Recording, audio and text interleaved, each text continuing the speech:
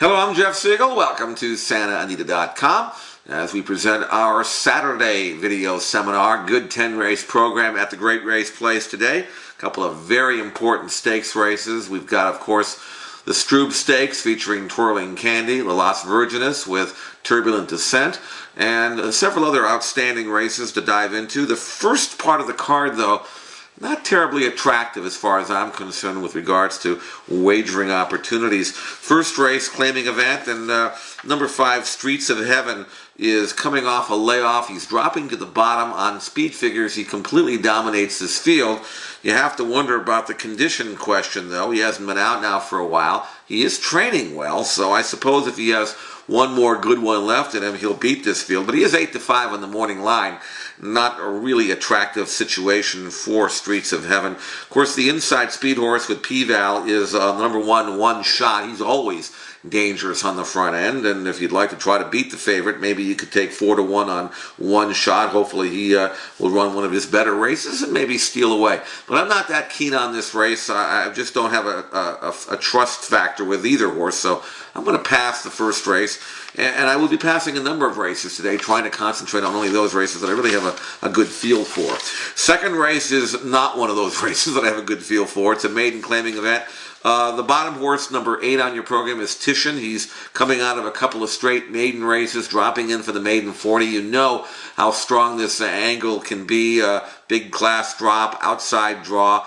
And he looks like he almost has to win. That's the good news. The bad news is he's 6-5 on the morning line. So, again, no value here taking a short price horse. Again, he should win the race, but who cares at the short price he's going to be. So, no play in today's second race. Third race is another race that I'm really not that keen on. Number 2, A Fleet Deal, 9-5 on the morning line. Looks like the right one.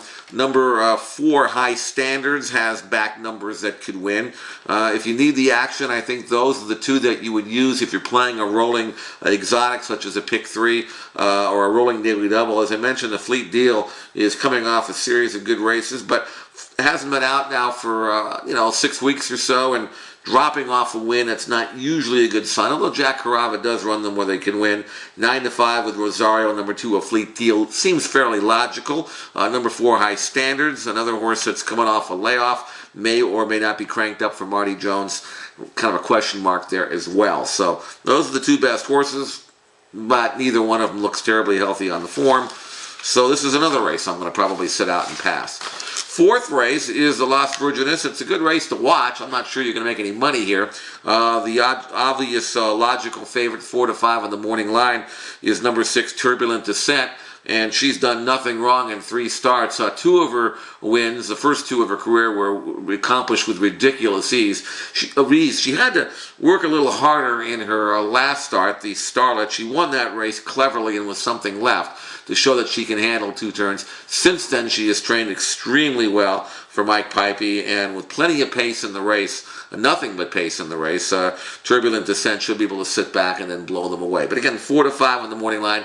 Can't see her going any higher than that. She'll probably be 3-5. So another race that really doesn't offer any wagering opportunities as I see it. So this is another race I'm just going to sit back and watch. Now we go to the 5th race, which kicks off the pick 6, and now we get a little interesting. Now we got some meat on the table here to work with. And the 2 horses I'm going to use in the 5th race, number 4, Separate Force, number 5, Sweet Hanny. And I think these 2 horses are very logical and very solid here. Separate Force is first off the claim for Doug O'Neill. She ran very fast and earned a pretty good speed figure when winning last month. Now she makes that double jump in class for O'Neill. She's trying the downhill turf course. She has run well enough on turf to figure that that's not going to be an issue for her. She had a nice, easy blowout, and switching to P-Val, so got to think that a Separate Force is going to be tough. And she's 4-1 on the morning line. That's a very square price on Separate Force. The one that she might have to fear most is the number 5, Sweet Hammy. Now, I like her style for Vladimir Serin. She hasn't been out since Pomona, so she is launching a comeback, but she's realistically spotted. She seems to be training well. She has that ability to sit back and blast home, and if a closer is going to win this race, I think it could very well be Sweet Hanny. She's got Bejarano aboard, and she has won on this course in the past. That's a positive. So at 9-2 in the morning line, Sweet Hanny looks like a very, very major player in this race. So separate force in the front end, Sweet Hanny from behind. Those are the two I'm going to use in the fifth race. You can use them in an exacta box if you would like. Numbers 4 and 5. Sixth race, maiden special weight. These are 3-year-olds, and this really is a wide open race. This is a race you really should spread. Some very good price possibilities here. The horses I'm going to use are numbers 7, 10, 11, and 12. Any one of those 4 could win. Number 7 is Sierra Spirit. He's bred to be a rocket ship by In Excess, trained by Jeff Bondi. A series of very fast works with Marty Pedroza aboard. I've got to think he's going to bust out there and fly out of there and see how far he can carry his speed. He's 9-2 in the morning line. It's number 7, Sierra Spirit. Also, number 10, Bright Dreamer. First off the claim, I actually thought he ran really well in his debut. Now, that was a maiden 40, I know, but he really finished well, galloped out well. He's trained well since, and I like the fact that he's being raised to straight maiden Calbred company. That's a sign of confidence by his new connections, and with Rosario aboard at 5-1, I think you got to use Bright Dreamer.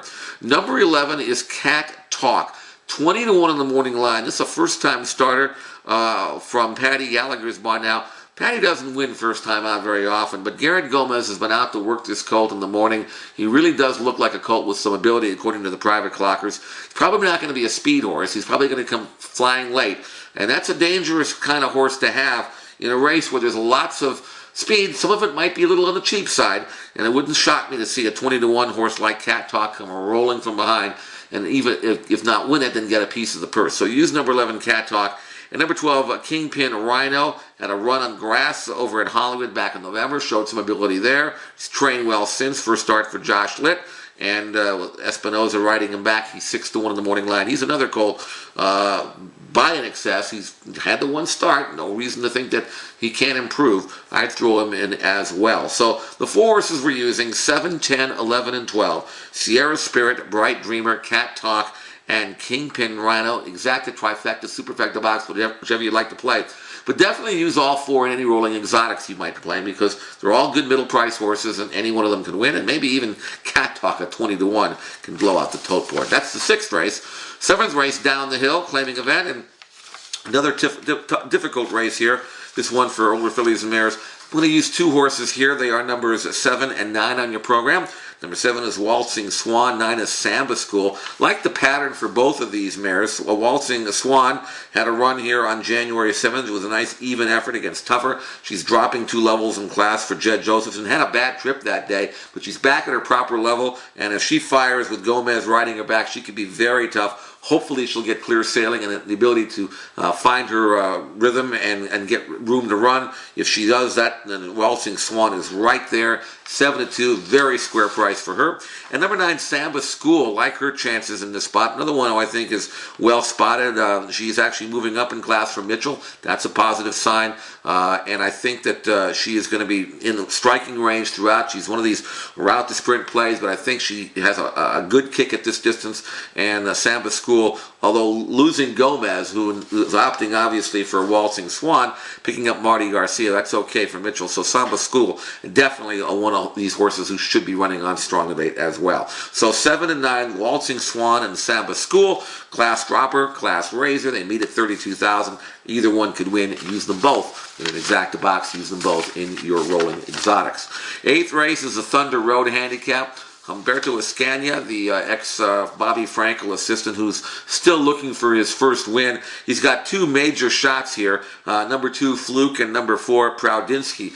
Both horses apparently coming up to the race in good form. I'd also throw in number 8, Colgan's Chip. This is a fast horse who's training well, and this is a gelding who could get loose in the lead. He might be able to make the running here, and who knows, get brave and keep on going. So those are the 3 I'm going to use. 2, 4, and 8. Number 2, Fluke, who has won on this course in the past, freshened and training well. Great draw, good stalking style. really a high-class horse, number 2, Fluke. Number 4, Proudinski, the German bred, who's coming off a series of good races, and obviously another one who likes this course, loves this course, as a matter of fact. Proudinski gets P-Val, and number 8, Colgan's Chip, because he's dangerous in the front end, and if they don't respect him, he could get loose and be gone. Use number 8, Colgan's Chip. So a very good exacta or trifecta box here, numbers 2, 4, and 8. Ninth race is the Strube. I don't see any reason why Twirling Candy will lose this race, but on the other hand, he is even money, so I'm not telling you anything that you can't figure out for yourself. Twirling Candy, very sharp in his victory in the Malibu. 9 furlongs is within his range. Don't forget he did win the Del Mar Derby at 9 furlongs. Of course, that was on grass, but he's just as good, I believe, on dirt. Training extremely well for John Sadler, and plenty of pace for him to stalk. Indian Firewater, I would think, would go, and I would think the Twirling Candy will be sitting right behind him and just pressing the issue and just galloping along, and I think he just completely outclasses this field. So, number 3, Twirling Candy, probably a rolling exotic single, obviously too short to play straight. If you're looking for horses to try to beat him, maybe Tweepster, who's not really fast enough on speed figures to win, but he will get the extra distance and will be running on late, and maybe he's a worthwhile exacta partner, if nothing else, with the logical horse, number 3, Twirling Candy. 10th and final is a mile turf race, optional allowance claimer, and I'm going to go too deep here using number 2, A Little Dumani. Also number 10, Renegade Storm. Now, A Little Dumani, blinkers on, inside draw, P-Val, and stretching out. You know where he's going to be. He's going to be on the front end. I don't know how far he can carry his speed, but maybe at this level he'll keep going. Dangerous, number 2, A Little Dumani. He's 7-2 in the morning lines. The other horse to look at, number 10, Renegade Storm. He's got the ability to sit back and blast home. I think he'll run very well here under Bejarano, who rides him back. Recent works have been very, very good for Marty Jones. 6-1. He'll have to get a little bit of help up front to win, but he just might get it at this level. So use number 10 at Renegade Storm. So A Little Dumani on the front end, Renegade Storm from behind. Numbers there 210. That's how I see today's 10th and final at Santa Anita. So an excellent card on Strube Day. Hope you have best of luck today. We'll be back tomorrow with our Sunday video seminars. So until then, this is Jeff Siegel, and wishing you best of luck, and thanks for joining us right here on SantaAnita.com.